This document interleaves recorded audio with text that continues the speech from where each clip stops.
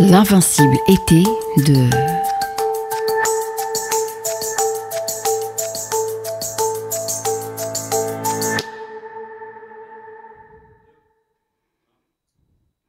Bonjour et bienvenue dans cette rencontre avec Anne Herbautz et Marine Schneider. Bonjour Anne Herbautz, bonjour Marine Schneider. Voilà, on vous voit, vous êtes toutes les deux en Belgique, vous êtes toutes les deux belges, deux artistes de très grande qualité. J'avoue que je suis à la fois ému et très, très heureux d'animer cette rencontre avec vous. On va parler particulièrement de deux albums parce qu'on va essayer de partir du concret, de votre travail, des albums pour poser des questions éventuellement plus larges. Alors, on va parler de Matin Minet. C'est le deuxième volume d'une série d'Anne Herbautz qui s'appelle Les Cailloux et qui paraît dans la collection Pastel à l'École des loisirs. Et on va parler de Tu t'appelleras Lapin de Marine Schneider, donc, qui paraît aux éditions Versant Sud. Alors, peut-être pour commencer, puisque l'invincible été, moi je trouve que c'est une formule personnellement magnifique, donc, qui est d'Albert Camus, qui peut évoquer la résistance, la révolte, l'imaginaire, je ne sais pas, la liberté. Alors justement, c'est juste avant de commencer, d'un mot, pour chacune d'entre vous, qu'est-ce que spontanément vous inspire cette expression « l'invincible été » Anne, par exemple, pour commencer. Bonjour. Moi, invincibilité, c'était une formule un peu étrange, pas très confortable à dire, puisque déjà invincible passe devant été. Et du coup, elle m'a plu et interrogée. Donc, j'ai été voir d'où elle venait. C'était une citation de Camus. Et là, j'ai vu d'où venait l'expression. Et elle m'a vraiment fait énormément de bien. Elle m'a portée. Et c'est tombé un moment dans ma vie aussi où c'était vraiment elle était là juste quand il fallait. Et pour moi, par rapport à cette rencontre et au livre, elle m'a fait penser au côté de prendre une force, quelque chose de solaire, de lumineux à l'intérieur de soi. Et pour moi, on peut retrouver ça dans les livres où c'est comme pour moi des capsules de temps. Dans le réel, c'est des temps parallèles presque, et on peut, avec la lecture, mettre des forces en soi, se nourrir, être porté, et c'est des capsules temps.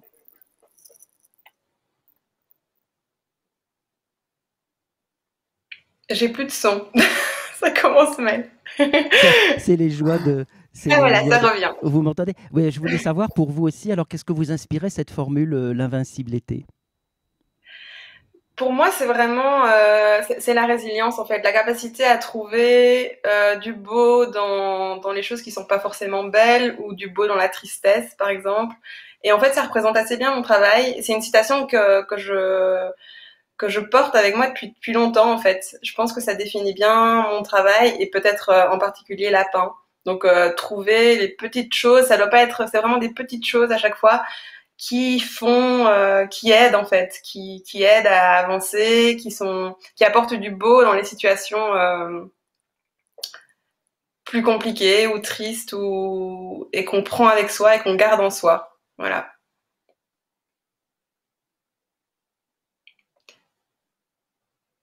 J'ai de nouveau plus de son. T'as pas de son non plus?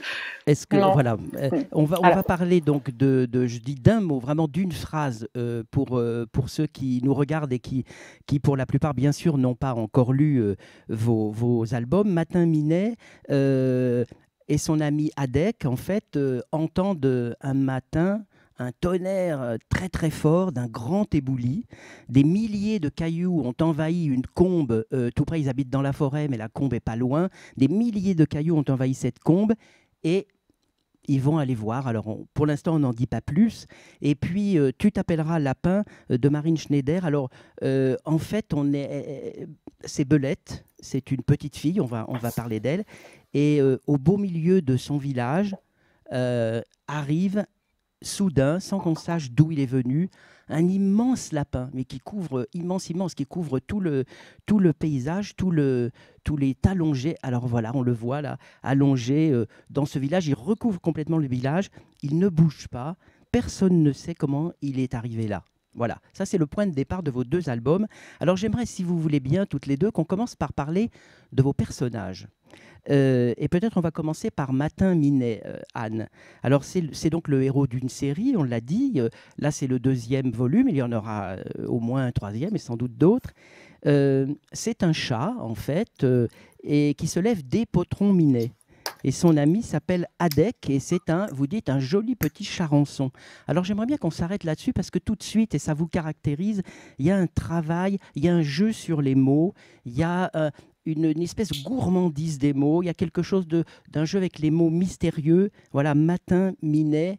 Est-ce que vous pouvez me dire un mot de ça? Et puis peut-être aussi en même temps, parce que finalement, je ne sais pas quand je regarde l'album, est-ce que Matin Minet et est-ce que Adek sont des enfants ou pas des enfants, ou ça reste mystérieux? Alors, Matin Minet, il est né, je pense qu'il était là depuis un certain temps dans ma tête, et il y a plusieurs choses toujours qui se mettent ensemble dans le cheminement et la construction des livres. D'abord, il y a ce plaisir des mots et des expressions. Moi, j'aime beaucoup, j'ai rencontré plusieurs fois l'expression des potrons minés, qu'on trouve un peu dans les anciens textes, et qui racontent déjà une histoire de temps. Donc moi, il y a toujours des histoires de temps dans mes livres. Et donc, des potrons minés, c'est le matin, le lever. Il y a aussi un petit pétillement, c'est-à-dire c'est un petit moment précis, mais pas trop précis, mais voilà, c'est une sorte de pointille aussi. L'expression potron minet ne vient pas du tout du chat, c'est la queue de l'écureuil normalement, si j'ai essayé de retrouver l'origine de l'expression. Mais voilà, ça je m'en suis pas du tout occupée. Pour moi, potron minet, il y a le mot minet qui arrive, donc qu'est-ce que je vois? Un chat. Et donc je me dis, c'est le personnage de Matin Minet, de Potron Minet. Et donc je voulais l'appeler Potron Minet. Je l'ai pas appelé Potron Minet parce qu'il y avait déjà eu un Potron Minet, notamment chez Sphare. Et donc j'ai transformé ça en Matin Minet, ce qui m'amusait aussi parce que du coup c'était un peu presque plus un jeu de son. Et on faisait référence à l'expression potron minet aussi dès le début du livre. Et donc voilà, j'avais un personnage et je ne voulais pas qu'il soit seul, donc je l'ai associé à un autre petit animal que j'avais déjà rencontré auparavant et que j'aime beaucoup dessiner, qui est très beau. En fait, c'est des petits charançons. En fait, si on les regarde de près, ils sont très très très jolis. Et en fait, j'aime bien aussi déstabiliser parce que normalement, c'est pas des animaux sympathiques puisqu'ils mangent ou les pommes de terre, ou les céréales, ou les glands, la farine. Et donc, c'est plutôt des, entre guillemets, nuisibles, mais fort jolis. Et associer ça à un chat avec des proportions qui sont pas réelles d'animaux, c'est aussi le côté un peu décalé, inattendu. Donc, on reste dans le doux, on reste dans des histoires avec des personnages, mais on amène toujours quelque chose qui va aussi créer une sorte de pétillement, picotement d'inattendu. Et où on peut sortir un peu du convenu des histoires. Et donc voilà, c'est un petit duo de ces deux personnages, avec ce plaisir des mots. Et avec cette première histoire, j'avais l'idée de travailler sur le point dans le livre. J'aime beaucoup travailler sur vous l'avez déjà compris, tamisage, point, pétillement, mais picotement, le rugueux, mais le point en fait. Et pour moi, quand j'ai l'impression que dans mon travail, je vais de plus en plus vers un chemin où je resserre tout vers un point. Mais on se dit à un moment, on va aller ça fait tellement longtemps que je fais cette même recherche dans le livre, cette même thématique du temps, que je me dis à un moment, ben voilà, je vais arriver au point et puis il y aura plus rien. Mais en fait, le point, c'est assez magique. Un point, c'est comme un petit trou dans une feuille. Et quand on voit la feuille de loin, on voit un petit point noir, on se dit il n'y a plus rien. Mais quand on approche la feuille de son visage et qu'on regarde par le trou, il y a tout qui se réouvre en entonnoir. Et donc en fait, plus on affine un sujet dans le travail, plus en fait on ouvre le chemin après. Et donc voilà, le point est très présent dans mon travail. Et donc je voulais travailler un livre sur le point. Et j'avais ce personnage. Et ce personnage est pour moi tellement important que je ne pouvais pas en faire qu'un livre. Donc j'ai décidé de construire toute une série avec ça. Et donc mon premier livre a été Le Point du jour. Et puis j'ai continué avec mes deux personnages. Et c'est aussi une série qui me permet de mettre beaucoup de personnages. qui entre en scène dans l'histoire et qui joue avec des mots, des expressions ou des mots étrangers.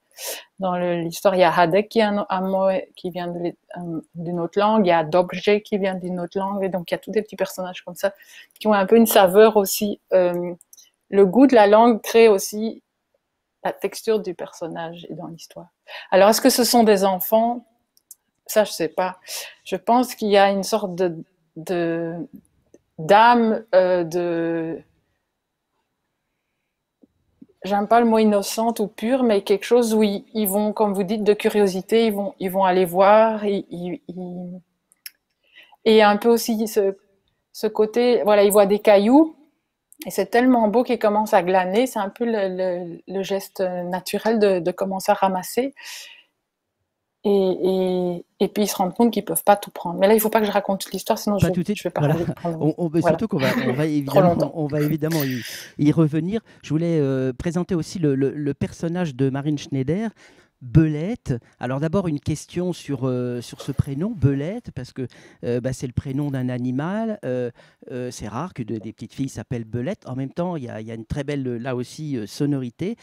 Cette petite fille, elle a 7 ans, ça c'est précisé dans le livre, et elle habite seule, en fait, dans une maison, toute seule. Elle se débrouille, elle va elle-même chercher du bois pour se chauffer, elle va chercher des champignons pour manger. Donc là, vous aussi, vous jouez sur cette ambiguïté. C'est une petite fille, mais d'une certaine manière, elle vit comme une adulte dans cette maison. Et vous introduisez tout de suite dans votre livre un sentiment d'inhabituel et d'étrangeté. Alors j'aimerais bien que vous nous disiez comment vous la voyez, Belette, Marine. Alors Belette, en effet, son prénom est particulier et on ne sait pas très bien si elle s'appelle comme ça, si ses parents ont nommé Belette ou si c'est elle-même qui s'est appelée Belette parce qu'elle trouvait peut-être que ça sonnait bien. En effet, elle habite toute seule dans une maison un peu particulière. On ne sait pas où sont ses parents, on ne sait pas comment ça se fait qu'elle habite toute seule. Elle a 7 ans, voilà, donc c'est très important pour moi de mettre un enfant. J'adore, en fait, moi j'adore observer les enfants, j'adore écouter leur façon de parler, leur façon de formuler les choses. Aussi simplement, j'adore les dessiner parce que je trouve que parfois ils prennent des positions qui sont extraordinaires et ils se mettent dans tous les sens et en fait tout a l'air possible pour leur petit corps. Donc c'était vraiment aussi un plaisir de dessin, de dessiner des enfants. Et Belette, en fait Belette, voilà... Moi, en fait, j'ai pas de réponse à toutes ces questions qu'on se pose, en fait. Souvent, les enfants me demandent pourquoi elle habite seule, où sont ses parents, pourquoi elle s'appelle Belette. Et en fait, je sais pas. Et il y a une part de mystère, en fait, qui est aussi très, très mystérieux pour moi. Même si c'est moi qui ai écrit l'histoire, ce qui peut paraître bizarre, mais voilà. Et j'aime beaucoup garder cette part de mystère aussi et de me dire peut-être qu'en fait, elle habite toute seule parce que... 3 petits points, et voilà. Mais faire des histoires dans ma tête et laisser aussi le lecteur se faire ses propres histoires. Et Belette, je la vois comme une petite fille quand même. Voilà, elle se débrouille, quoi. Elle n'a pas le choix. On dirait qu'elle n'a pas le choix, en fait. Elle dit d'ailleurs souvent, à un moment, elle dit c'est comme ça. Elle habite seule, c'est comme ça.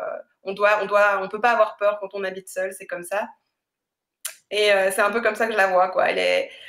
Je sais pas si elle est vraiment courageuse, je pense que c'est juste, voilà, c'est sa vie, c'est comme ça, et elle le fera, et elle le fait bien, et voilà. Voilà. On reviendra tout à l'heure sur cette question parce que je la trouve très intéressante. Et pour vos 2 livres, d'ailleurs, c'est de proposer des histoires à des enfants, des histoires dans lesquelles tous les mystères ne sont pas résolus. On ne répond pas à certaines questions. Ça me paraît très intéressant. On va y revenir tout à l'heure. Mais j'aimerais qu'on parle déjà aussi de leur maison, les maisons de vos héros. Alors, on peut commencer par celle de Matin Minet. En fait, il habite une maison Escabelle. Alors là, on va y revenir, si vous voulez bien, Anne, parce que là aussi, on a un mot qui est quand même rare. Qu'est-ce que c'est une maison Escabelle? Elle ressemble à une cabane. Et les cabanes, alors là, on la voit, une cabane un peu biscornue. Il y a beaucoup de cabanes dans votre œuvre, Anne Herbaut. Vous pourrez peut-être nous en dire un mot. Et puis, c'est une maison refuge. Cette maison, elle est en hauteur, dans un arbre. Et en plus, elle est cachée au milieu des feuilles et elle se confond avec les feuilles parce que les couleurs de la maison rappellent la ramure des arbres. Donc j'aimerais bien que vous me commentiez tout ça. À quoi elle correspond? C'est un refuge, cette maison Escabelle? Oui, c'est un refuge et puis il y a quelque chose de très doux, c'est qu'elle est perchée, mais je mets pas trop haut pour y aller l'idée de pas de vertige, pas de quelque chose de trop ardu à monter. Et alors c'est une petite cabane, mais très concrète il y a les petites planches. D'habitude, toute une période dans mon travail, j'avais la cabane qui était juste une maison dessinée, qui était un peu le signe, le tour de la maison qui pouvait être à la fois dedans, dehors. C'était tout un jeu sur l'espace de la maison. Et ici, c'est quelque chose d'assez concret. Il y a deux sortes de tuiles différentes. C'est comme les maisons dans les livres que j'adorais petite, où il y avait les histoires des souris anglaises qui étaient dans les ronciers très réalistes. Où en fait, il y a quelque chose de très détaillé qui permet à l'enfant de s'impliquer vraiment dans l'image, d'aller vraiment et de croire vraiment à cette maison. On a les planches, on a les petites marches, et donc c'est possible d'aller dans cette maison. Donc c'est une maison refuge, c'est vraiment une petite cabane, douce, pas trop haut. Et alors de nouveau les jeux de mots, mais je me demande s'il n'y a pas un truc belge là-dedans, parce que je sais que escabelle, moi, j'emploie les deux mots. Donc, il y a le tabouret, et puis il y a l'escabeau et l'escabelle. Alors, pour moi, alors ça, c'est mon propre dictionnaire personnel, donc je ne sais pas si c'est vrai, mais pour moi, l'escabelle est plus haute que l'escabeau, et c'est une histoire l'escabelle s'envole plus dans la langue que l'escabeau. Pour moi, à 3-4 marches, maximum 3-4 marches. L'escabelle, elle est à 5 marches, par exemple. Donc, l'escabelle, elle monte plus légèrement, un peu plus haut, et que l'escabeau qui va servir plus dans l'atelier à bouger des choses. Et le tabouret, là, c'est plus basique encore. Mais donc voilà, pour moi, la maison escabelle, elle a un côté plus léger que la maison escabeau, qui sera... Ouais, l'escabeau, ce sera plus pour le crapaud qui doit aller chercher un pot de confiture. Mais et voilà, et en fait, c'est comment un mot, en fait, crée un mouvement, crée la façon dont on monte dessus. Et une maison escabelle, il y a une escabelle pour arriver à la maison, mais c'est plus une maison qui est faite d'escaliers, en fait. On ne sait pas très bien. Et comme Marine, moi j'aime bien, on ne sait pas. Et il y a des choses qu'on met dans nos livres, il ne faut pas qu'on sache nous, ni le lecteur exactement. Il faut que ce soit ouvert. Comme l'humain, on ne sait pas nous exactement comment on fonctionne. Notre pensée, elle est tout le temps en mouvement. On ne peut pas arrêter les choses. Et les livres, c'est ça, ils doivent être en mouvement. On ne peut pas tout savoir, on ne peut pas tout expliquer, on ne peut pas tout fermer. Il faut qu'ils bougent, les livres. Il faut que ce soit comme les moraines, que ce soit non-stop en caillasse et en mouvement. Oui, c'est évidemment très stimulant pour les enfants. Alors, la maison de Belette, Marine, je vous pose la question aussi de savoir si c'est un refuge. Alors, moi, j'ai été très frappée par cette maison.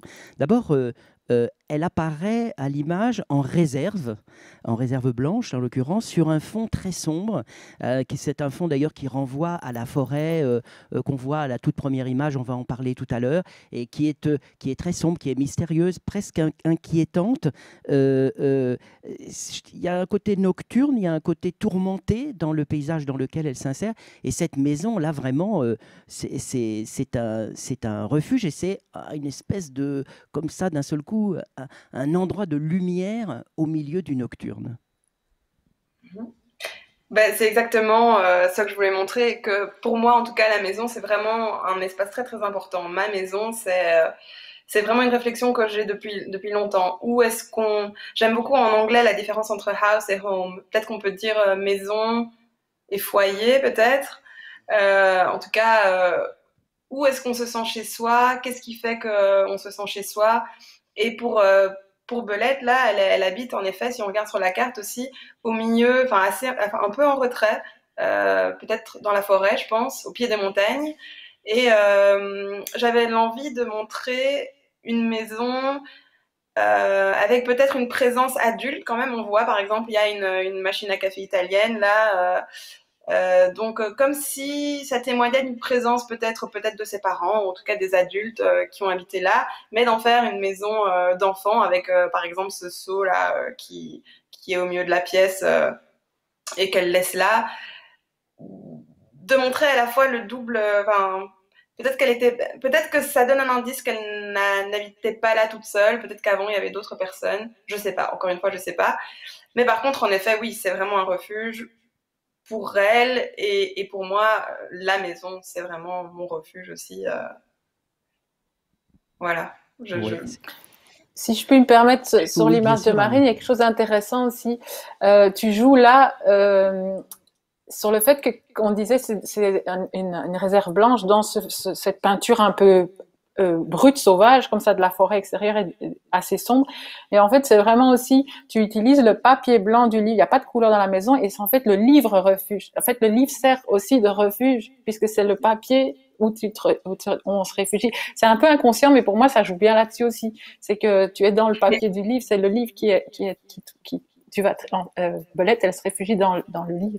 Moi, j'aime bien beaucoup questionner l'objet, En fait, Mais, j'adore ce genre de réflexion parce que, tu vois, j'y avais pas pensé, quoi. Je me suis pas dit, ah oui, c'est ça. Et j'ai eu pas mal de retours comme ça avec Lapin, de gens qui ont compris ou qui ont vu d'autres choses. Et en fait, je me dis, mais oui. Ou alors, par exemple, on m'a fait la réflexion qu'en fait, c'était un livre qui se situait un peu entre Mon voisin Totoro et Fifi Brin d'Acier.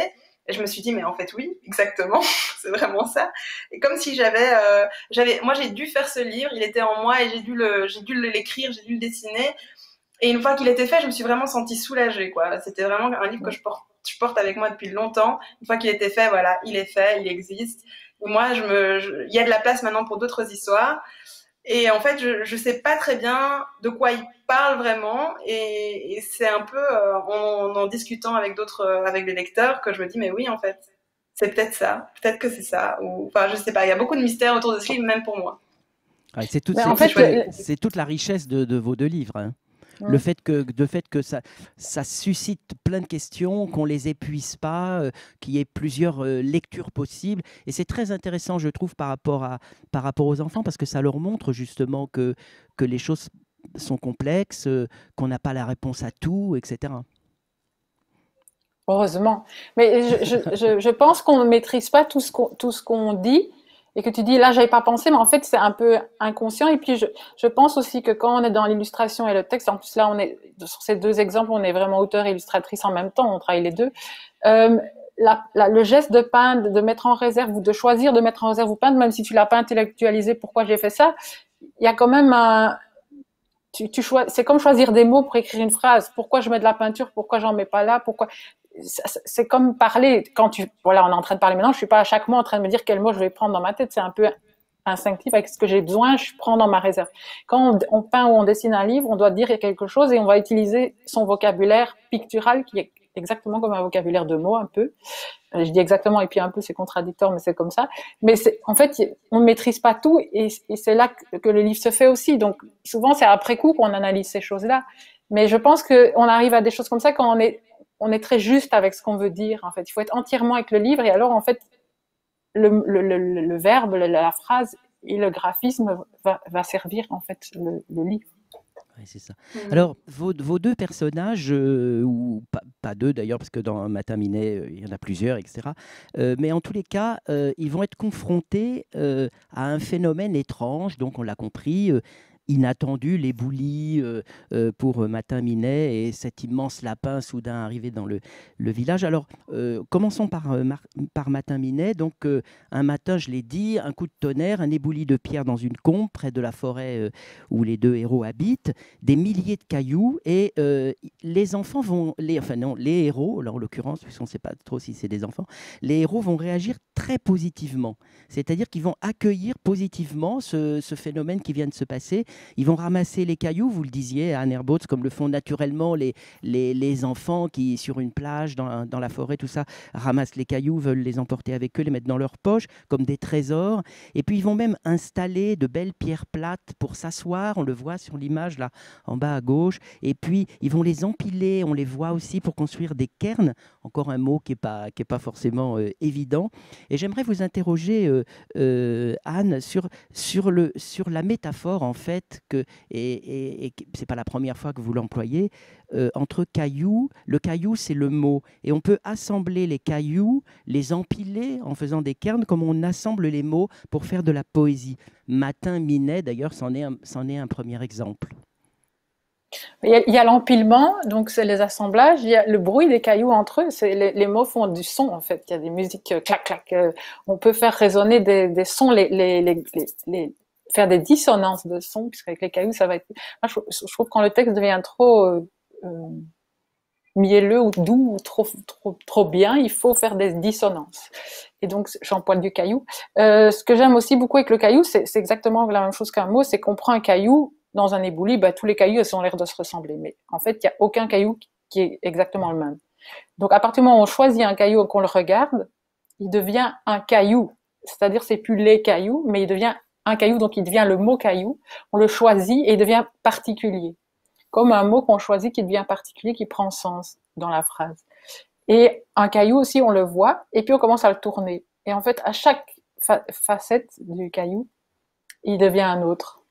Et pour moi, ça peut se mettre sur les mots, mais ça peut aussi être, pour moi, à l'image de l'humain, en fait, on a des milliers de facettes avec un caillou, et il y a un côté un peu brut, rugueux, pas nécessairement beau, mais qui devient beau parce qu'on le prend et qu'on le regarde, et particulier. Eh bien, les mots, c'est la même chose. Et les mots très communs qu'on emploie au quotidien, si on prend le mot, qu'on le sort et qu'on le regarde, il devient très étrange dans sa propre langue. Il devient très étrange et on interroge sa langue, on interroge le mot, on le goûte, on le regarde. Et pour moi, travailler le livre, c'est aussi ça, c'est jouer avec le mot comme on joue. On peut pas s'empêcher aussi quand on voit des cailloux d'en choisir, d'en prendre. Oui, c'est ça.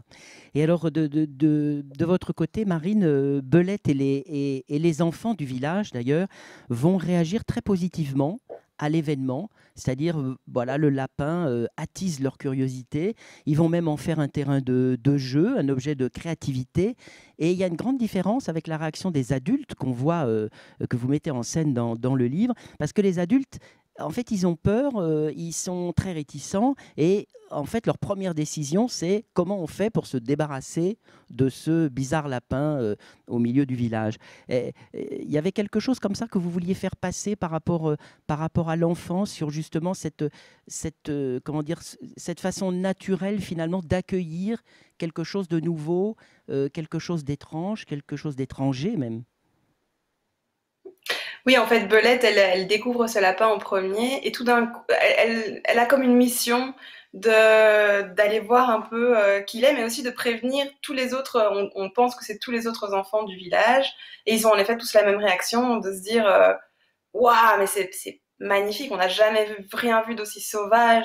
Et il y en a même un qui dit chut, ne parle pas trop fort, on ne sait pas, peut-être que tu vas le réveiller. Ils en prennent soin en fait de cette présence inconnue qui pourrait en fait faire peur parce qu'il est vraiment gigantesque. Et puis les parents en effet vont essayer par tous les moyens de s'en débarrasser, de l'enterrer, de le tirer pour le déplacer parce qu'on ne sait pas en fait en tant qu'adulte comment gérer une présence inconnu comme ça, en fait, ça dérange notre quotidien, ça dérange nos habitudes. On préfère en fait ne pas voir que c'est là ou s'en débarrasser tout simplement. Alors que les enfants, on voit ça comme en fait, mais c'est génial. On a un nouveau terrain de jeu. Ils n'en ont pas peur du tout en fait. Et je pense que ça, c'est vraiment caractéristique de l'enfance.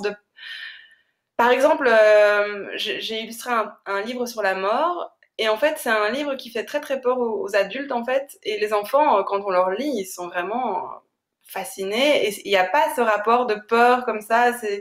C'est plutôt vraiment les adultes qui instaurent ça, je trouve. Enfin, je pense, chez les enfants. Et c'était une façon de montrer qu'en fait, je trouve ça très très beau en fait. À quel moment est-ce qu'on commence à avoir peur de l'inconnu, de l'étranger? À quel moment est-ce qu'on essaye de le dégager de nos vies et pour ne pas le voir, pour que ce soit pas là, c'est plus simple en effet. Et donc voilà, Belette, elle a aussi un peu ce rôle de prendre soin de ce lapin. Elle va en faire sa mission, quoi. Elle va aller le veiller parce que du coup, les adultes demandent aux enfants de rentrer chez eux. Ils veulent pas qu'ils passent du temps près de ce lapin parce qu'on sait pas, il pourrait être malade, il pourrait être méchant, il pourrait être dangereux. Et la seule qui n'a personne qui l'attend chez elle c'est Belette. Et donc Belette, elle va passer la nuit, elle va passer plusieurs jours à côté de ses lapins, elle en prend soin. Et c'est ça qui va l'aider aussi qui va l'aider d'une certaine façon et qui va la faire grandir. Donc cette présence inconnue, cet étranger va l'aider à devenir la Belette qu'elle est à la fin du livre et à la faire grandir, quoi. Alors, elle a 1 an de plus à la fin du livre, elle a 8 ans. Alors, sur un autre plan, j'avais une question par rapport à ce lapin, parce que lui aussi, il apparaît à chaque fois en réserve. Donc, il est comme un creux comme un vide en fait. Et ça m'intéresse beaucoup parce qu'on se demande au bout d'un moment, mais est-ce qu'il existe vraiment ce lapin, ou est-ce qu'il pourrait s'agir d'un songe ou bien de pure poésie? Alors vous allez me dire que vous en savez rien, que c'est le mystère du livre, mais quand même, est-ce que vous Voilà. pouvez me donner des pistes ou m'éclairer comment vous le voyez? Parce que vous l'avez quand même traité de cette manière-là. Il est en réserve, la plupart du temps blanche, mais pas seulement. Et il est allongé sur le côté, il ne bouge pas. En fait, Donc voilà, c'est justement c'est cette page-là que je voulais mentionner parce que c'est le seul moment, je pense, où on a la trace de lapin sur le paysage. Parce que sinon, en effet, il est juste blanc, il a la couleur du papier. Et là, on a l'impression qu'il est, enfin, j'ai voulu donner l'impression qu'il laisse sa trace sur le paysage. Et donc que c'est ça montre, ça prouve qu'il était là, quoi. Sinon, en fait, peut-être qu'il n'était pas là, peut-être on n'en sait trop rien. Alors que là, j'ai voulu montrer qu'en fait, l'herbe a poussé autour de lui, ça montre aussi le temps qui passe. On ne sait pas combien de temps a passé, en fait. Enfin, en tout cas, elle avait 7 ans au début, elle a 8 ans à la fin, c'est les indices qu'on a. Mais cette page-là montre que l'herbe a poussé, que l'empreinte du lapin reste dans le paysage. Voilà, et je pense que c'est le seul moment où on a la preuve, entre guillemets, que le lapin était bien là. Mais Mais alors, voilà. qu'est-ce qu'elle... Oui, non, mais ça, c'est vraiment très intéressant. Et effectivement, à la fin, je me suis demandé qu'est-ce que peut représenter cette trace. Alors, vous nous avez donné des pistes, mais est-ce que c'est pas aussi la trace que cette expérience va laisser dans l'esprit, dans la construction des enfants qui ont vécu cette histoire? Bah, en tout cas, pour Belette, c'est clair que ce lapin, elle va s'en souvenir, ça l'a aidé à grandir tout d'un coup. Parce que la dernière phrase, c'est Belette n'était pas la fin du monde, elle a 8 ans maintenant. Donc ça montre qu'en fait, grâce à cette rencontre, euh, d'une certaine façon, on dirait que ça a rendu sa vie un peu plus facile. Elle a grandi et peut-être même elle est grande maintenant. Enfin, elle se sent d'attaque, quoi. C'est comme ça que je l'ai pensé, en tout cas. Et dans ma tête, j'espère qu'en effet, même qu'en fait, finalement, parce que finalement, les adultes n'arrivent pas à s'en débarrasser de ce lapin, donc il reste là jusqu'à ce qu'il s'en aille. Et donc, en effet, ça va aussi avoir une influence. Peut-être que les adultes aussi vont garder quelque chose de ce lapin. J'espère, en tout cas, que mes personnages se souviendront de ce lapin, mais bon. Alors, Mais si je puis me permettre, bien. pour moi, en fait, dans Lapin, ce qu'on retrouve très fort, c'est déjà le fait qu'elle s'appelle Belette et elle rejoint un peu le monde des animaux.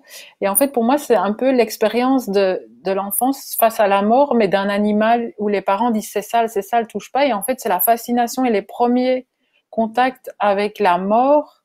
Et donc, du coup, c'était intéressant cette idée du lapin blanc qu'on disait, on savait pas s'il existait ou pas vraiment. En fait, la mort, ce n'est plus être. Mais il y a quand même pour moi, il y a une sorte de décomposition du corps aussi après.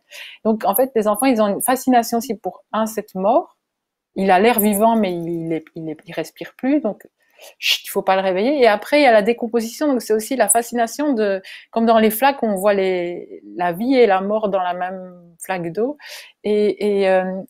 Et en fait, comme c'est un animal, les adultes, l'idée, c'est qu'on touche pas un animal mort. Il y a quand même, c'est l'idée de ça, quoi. On touche pas. Mais les enfants, ils vont en fait découvrir la mort souvent par l'animal. En fait, au départ, la petite mésange ou la petite souris. Et il y a une fascination par rapport à ça. Moi, ça m'a vraiment fait penser à ça, en fait. Pour toi, le lapin est mort, quoi. Et puis il se décompose et il s'en va. Enfin, mais c'est l'apprentissage en fait de la mort et de la vie dans ce livre aussi. Tu vois, l'acceptation. Ouais, quand elle dit qu'elle grandit d'un an, elle a compris quelque chose par rapport à la vie, donc par rapport à la mort. Voilà, ça c'est clair que c'était enfin, c'est ce que je voulais raconter, Mais comme tu dis, chacun va lire de sa façon parce qu'il n'y a pas heureusement, il n'y a pas une clé, quoi. C'est ça qui est passionnant. Et on pourrait dire que vos deux livres, et c'est leur point commun, sont des odes à la curiosité, en fait. Alors, je reviens à Matin Minet, Anne. Ce qui va se passer, je ne veux pas tout dévoiler, mais quand même, c'est qu'à force de marcher entre la forêt où ils ont leur maison, Escabelle, et la combe où il y a l'éboulis de pierre, ils vont, ils viennent, et un chemin va se dessiner sur lequel, en fait, Martin Minet et Adec vont multiplier les rencontres. Alors, ce qui m'a beaucoup intéressé, c'est que vous jouez là sur l'objet livre et ce qu'on appelle la tourne, c'est-à-dire le moment, il y a une page, on tourne la page et on arrive sur un nouvel espace. Et il y a un moment, les deux héros, ils sont sur le chemin et ils disent « il semble qu'il n'y ait personne ». Et juste après, on tourne et on découvre les dames d'altitude, c'est-à-dire toute une série de fleurs des Alpes. Ils s'aperçoivent qu'en fait, le paysage est très habité. Puis après, ils vont rencontrer d'autres personnages. Alors, j'aimerais bien que vous nous parliez de ça. Ça m'intéresse beaucoup, cette idée de la tourne. On tourne la page et d'un seul coup, il y a une découverte. Moi, j'aime beaucoup jouer avec l'objet livre, donc l'histoire des pages, aussi des sens de lecture. Déjà, quand ils font des allers-retours, en fait, sur la même image, on les voit aller comme ça, puis on les revoit venir comme ça. Et l'idée, pour moi, que faire des allers-retours, c'est un cheminement. En fait, les chemins se tracent en allant et en venant, en fait. Et en fait, ils créent un chemin qui n'existait pas en allant voir les cailloux, et parce qu'ils sont fascinés par la beauté, mais on ne peut pas prendre la beauté, ils sont obligés d'aller voir tous les jours les cailloux et de revenir. Et pour aller voir cette beauté qu'on ne peut pas prendre, puisqu'on ne peut pas prendre toute la combe de cailloux avec soi, eh bien ils finissent par créer leur chemin, le chemin des cailloux. Et pour moi, c'est un peu à l'image de comment on écrit un livre, c'est-à-dire que quand on écrit un livre, on n'a pas une idée, puis hop, ça, on fonce. En fait, on fait des allers-retours dans le sens où on met des choses, on les retire, on met des choses, on les retire, et en fait, on crée, parce que dans le livre, il y a toujours un chemin, puisqu'on avance. On avance de page en page, et le lecteur avance. Mais on peut ralentir, on peut bloquer sur les pages, on peut basculer dans l'autre page. Et donc, voilà, quand on se promène dans un chemin qu'on connaît pas encore bien, premier trajet, on voit pas grand-chose, on voit des herbes et on s'occupe de où on marche. Mais quand on commence à connaître un chemin, on fait des allers-retours, on commence à regarder les choses, à les voir sous d'autres formes, d'autres angles. Et là, tout d'un coup, on croyait qu'il n'y avait personne, et en fait, il y a plein de choses qui émergent. Et surtout en montagne, c'est des choses souvent minuscules. C'est-à-dire qu'on dit, ah, c'est des cailloux, il n'y a plus que des cailloux ici, c'est ciel, eau, cailloux. Et en fait, quand on regarde bien entre les cailloux, il y a des toutes petites plantes minuscules qui survivent comme ça dans des conditions extrêmes de haute montagne. Et il y a toujours de la vie quelque part, il y a toujours des cailloux. Quand on soulève un caillou, il y a toujours des petites bêtes en dessous. Et donc, c'était l'idée aussi que, voilà, mais en fait, dans un livre, on peut amener plein de choses. Il y a le chemin, la question de la beauté qu'on ne peut pas reprendre, la question du caillou qui devient particulier et beau à partir du moment où on le retire, la question de la vie cachée et de toutes les rencontres qu'on va faire, la question de l'aller-retour, enfin voilà. Mais pour vous dire que dans une toute petite promenade dans un livre, ce qui est fabuleux dans un livre, c'est que du papier, en fait, on peut faire énormément de strates, en fait, de narration, de croisement. Je ne sais pas si j'ai répondu à la question. Parce que je me perds. Tout à fait. Et puis alors, bien sûr, le chemin, c'est l'idée du lien, c'est l'idée le moyen d'accès à la découverte. Mais il y a autre chose qui m'intéressait. Ce chemin, en fait, il suit en parallèle un torrent de montagne.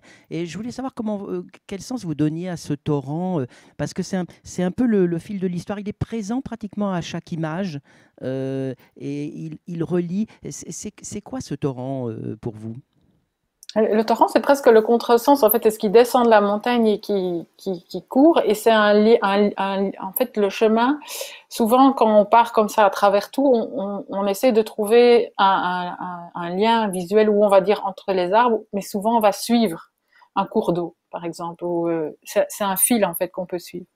Alors, j'aime beaucoup le cours d'eau parce que, pour moi, c'est un peu à l'image de l'écriture de Martin Minet. Martin Minet, pour moi, c'est un livre qui est quelque chose d'assez doux et plutôt très classique par rapport à d'autres albums que j'ai pu faire. C'est une forme très sage, très classique, deux petits personnages, et ils vont dans une histoire et ça a l'air tout calme. Mais en fait, comme j'expliquais, ça a l'air tout simple, mais sauf qu'ils vont chercher des choses un peu compliquées à apprendre. Le premier livre, c'était le point du jour, quelque chose de complètement qu'on ne sait pas saisir, et le deuxième livre, ils sont fascinés par la beauté des cailloux et ils ne peuvent pas prendre cette beauté. Et il crée un chemin en allant chercher, en allant voir les cailloux. Et pour moi, l'écriture de Martin Minet, j'ai essayé de donner une image à ça. C'est l'écriture aussi doit couler comme un petit ruisseau. En montagne particulièrement, ils sont petits et ils pétillent. Il y a beaucoup de lumière. L'eau est très cristalline et donc ça dévale et ça pétille. Et pour moi, l'idée de cette écriture, ça doit être une petite histoire où on va comme dans un torrent, mais pour qu'un torrent et un petit ruisseau existent, il y a un fond au ruisseau. Tout cours d'eau a un fond, un lit. Et le lit du ruisseau, il est fait de cailloux et de terre, de limon et de rugueux. Et en fait, pour moi, c'est ça, écrire un livre, c'est même si le dessus est fluide, le lecteur peut suivre le cours d'eau, ça scintille, c'est fluide. Il y a au fond de chaque livre, pour moi, il est nécessaire d'avoir ce lit qui tient le ruisseau, où il y a des strates de lecture, du rugueux, de l'inattendu, des choses, des sédiments qu'on va laisser. Donc, je parle de l'invincibilité, c'est qu'est-ce qu'on laisse dans le lecteur, qu'est-ce qu'on laisse de nous, qu'est-ce qu'on laisse, le lecteur laisse de lui. C'est ce limon de tout torrent même qui a l'air très joli, scintillant, il a un lit avec des cailloux. Et pour moi, c'est ça un livre, en fait. Je mets toujours des images très bizarres sur mes livres, mais voilà, et ce torrent n'est pas là pour rien, je pense. C'est ça. Et dans Belette, Marine, il m'a paru, alors vous avez déjà parlé tout à l'heure, on a parlé de la faim, de la trace qu'a laissé le lapin, etc. Mais elle a grandi, le temps a passé, donc vous avez réussi à travers cette histoire à parler du temps, en fait. Mais il y a une autre question que j'avais, c'est, comment dire ça, c'est que il m'a semblé que Belette, finalement, était moins solitaire à la fin qu'au début. Et vous insistez sur le fait que elle a été invitée pour le goûter chez Titus et Paula, des copains. Le papa d'Eliot lui dépose souvent du pain chaud et croquant devant sa porte. Donc on a l'impression que le lapin a été en fait le point de rencontre, lui a permis, en tous les cas, d'approfondir ses relations avec les autres enfants. Est-ce que vous le voyez comme ça ? Oui, en fait, c'est parce que je pense que, en fait, c'est bizarre quand il y a quelqu'un comme ça qui est très mystérieux, qui est un peu différent, on sait pas très bien d'où cette personne vient, qui sait, elle habite toute seule, elle a pas de parents. Je pense que pour les adultes aussi, j'ai vu ça comme, enfin, peut-être malgré eux, ils disaient à leurs enfants, joue pas avec cette personne-là, elle est bizarre, elle est trop bizarre. Et donc, en effet, elle était isolée comme ça un peu. Alors que, en fait, finalement, ce lapin, ça l'a permis de se rapprocher des autres. Et peut-être que les parents ont vu qu'elle était une enfant comme les autres, en fait, comme les leurs, et qu'elle était pas, voilà, elle était pas si différente que ça, en fait. Et donc, je pense qu'en effet, elle a amené, enfin, le lapin a permis ça. Euh, C'était vraiment un choix conscient que j'ai fait. Je voulais que ce lapin ait aussi ce rôle-là. Et en effet, à la fin, elle est beaucoup moins seule. Les parents, c'est comme si les parents l'avaient adoptée. Les enfants, ils étaient toujours là avec elle, mais ils étaient peut-être, on leur interdisait un peu de jouer avec parce qu'elle était bizarre. Mais c'est ça. Les parents ont adopté Belette, comme ils ont finalement dû adopter Lapin aussi parce qu'ils n'avaient pas le choix. Voilà, elle fait plus partie du village maintenant grâce à Lapin, quoi. J'aimerais bien qu'on parle parce que le temps file très vite et je voudrais absolument parler avec vous de cette question évidemment fondamentale. Toutes les deux, vous êtes des artistes, vous travaillez à la fois l'image et le texte. Et j'aimerais bien qu'on parle de ça. Je commence par vous, Anne. Vous avez coutume de dire je suis ni auteure ni illustratrice, je suis entre les deux. Alors, peut-être en prenant l'exemple de cet album, pour être concret, comment est-ce que vous avez travaillé pour cet album? Est-ce que tout vient en même temps, le texte et l'image? Est-ce que vous mettez sur le papier le texte et l'image en même temps? Est-ce que vous lisez vos textes à haute voix? Parce qu'il y a un rythme, il y a une musique dans vos textes. Comment vous avez travaillé? Je travaille toujours, je pense toujours le texte et l'image ensemble. Donc, je peux pas juste faire un texte et puis commencer à réfléchir à l'image. Donc ça, c'est vraiment mon fonctionnement. Je sais pas vraiment travailler autrement. Et déjà dans Potron Minet, le Minet amène l'image du chat. Donc voilà, déjà rien que cet exemple-là provoque l'image. Pour la musicalité, en fait, je ne lis pas à voix haute, mais je pense que j'entends à voix haute dans ma tête, en fait. Il y a quand même, oui, un très gros travail de son. Oui, je ne sais pas séparer le texte de l'image. Pour moi, je suis en lisière, c'est-à-dire que je mets un mot et je le modifie avec l'image, je remodifie avec un mot, je remodifie avec l'image, j'enlève, je remets. Pour moi, quand on enlève, on laisse une trace aussi de ce qu'on enlève. Voilà, c'est un jeu perpétuelle entre le texte et l'image. Pour moi, la magie de l'album, c'est on n'est ni dans le texte ni dans l'image, mais c'est le lecteur, il fait la collision du texte et de l'image, et c'est une écriture incroyable parce que l'écriture, elle n'existe pas. L'écriture de l'album, c'est le lien entre le texte et l'image, et c'est quelque chose d'invisible. On était dans l'invincible été, et là on est dans l'invisible, invincible du livre, en fait. C'est quelque chose qui n'existe pas. Vous diriez sur cette question, Marine, vous aussi, vous travaillez tout en même temps, ou bien il y a le texte ou l'image qui vient en premier? Comment ça se passe pour vous? Par exemple, en prenant l'exemple de Tu t'appelleras Lapin. Pour Lapin, c'est particulier, je pense, parce que je l'ai gardé avec moi tellement d'années que, en fait, j'ai eu à la fois des envies de dessin et puis des envies de mots, des envies de phrases, et donc tout est né un peu simultanément. Alors moi, par contre, je raconte beaucoup mes histoires à voix haute dans mon atelier, je répète plusieurs fois. En fait, c'est quelque chose que j'ai appris aussi en rencontrant des enfants, en racontant des livres, en racontant mes livres, parce que j'ai envie qu'à la fois mes livres puissent être lus sous la couette. C'est pour ça d'ailleurs que le format de Lapin, enfin, c'est assez petit, de façon assez intime, sous la couette par exemple, mais aussi qu'ils puissent être racontés. Et donc, la sonorité du livre a beaucoup d'importance pour moi. Et donc, pour ça, je le raconte à voix haute plein de fois. Il faut que ça sonne juste pour moi.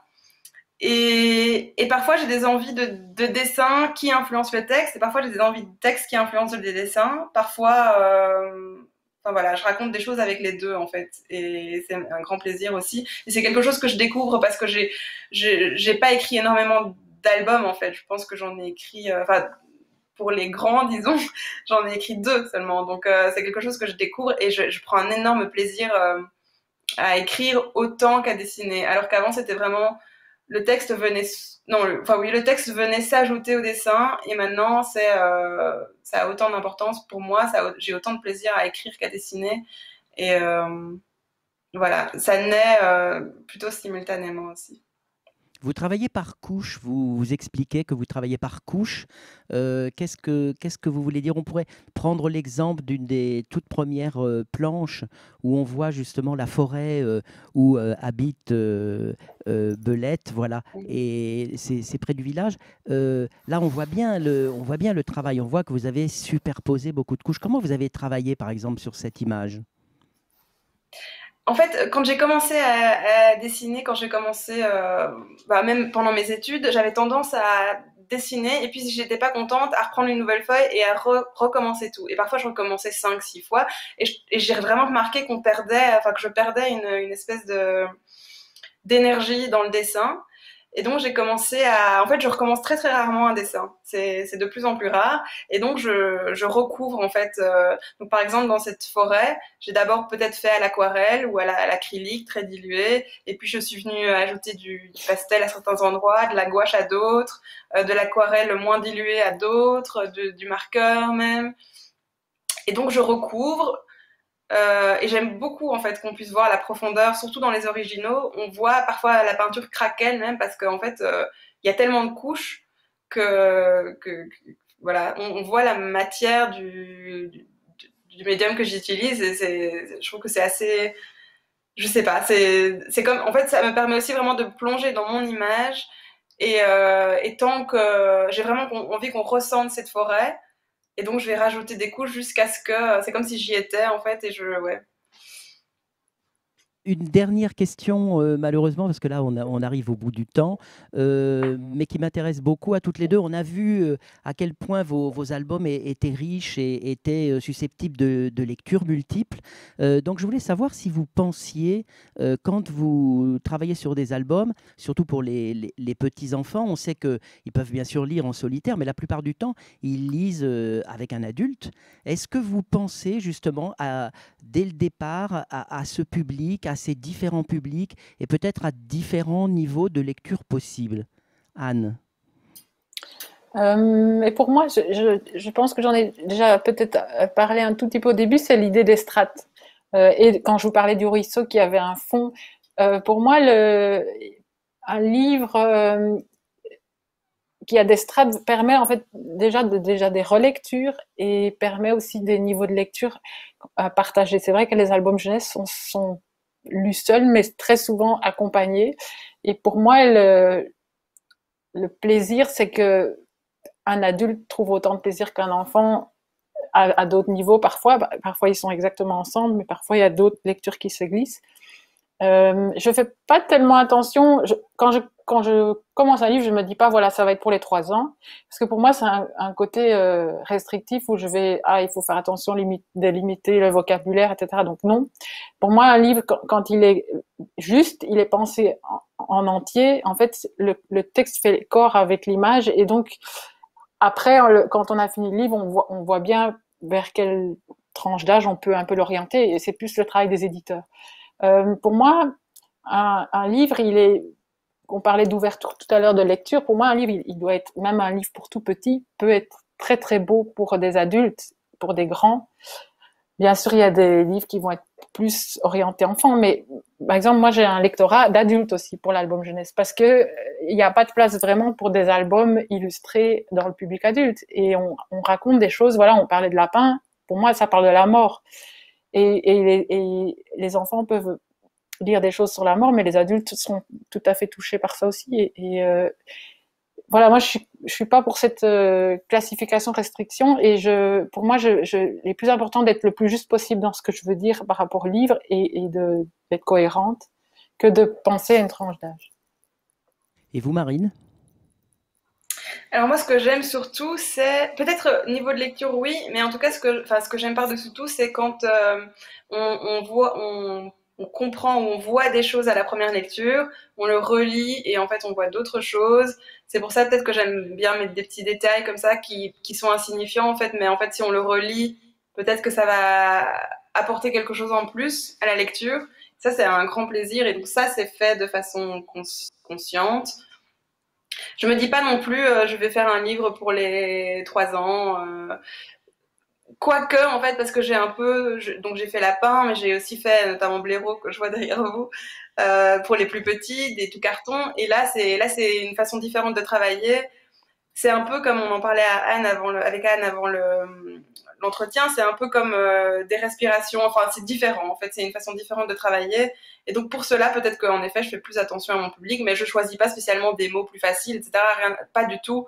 Mais peut-être au niveau graphique, je le traite de façon plus simple, avec plus d'aplat, alors que mes albums pour plus grands, peut-être, mais bon, c'est pas vraiment des choix très conscients, quoi. Ça trouve son public une fois qu'il est né, en effet, comme Diane. Écoutez, je vous remercie vraiment toutes les deux. C'était passionnant. Je vous remercie d'avoir joué ce jeu des rencontres comme ça à distance. C'est moins évident que j'espère d'ailleurs qu'on aura l'occasion d'avoir d'autres rencontres et en vrai dans les mois qui viennent. Merci vraiment à toutes les deux. Alors, j'invite ceux qui nous regardent, bien entendu, maintenant à se précipiter en librairie parce qu'il ne faut vraiment pas louper ces 2 albums qui sont en fait deux manières de chef-d'œuvre chacun. Et puis, si vous le voulez bien, je vous propose de nous retrouver vendredi prochain à la même heure, à 18h, pour l'Invincible été d'autres auteurs jeunesse, en l'occurrence là des romanciers et romancières, Jovitek et Thomas Cotto. Voilà. Merci encore Anne, merci encore Marine. C'était très agréable. Merci beaucoup. Merci. Et peut-être à la semaine prochaine alors.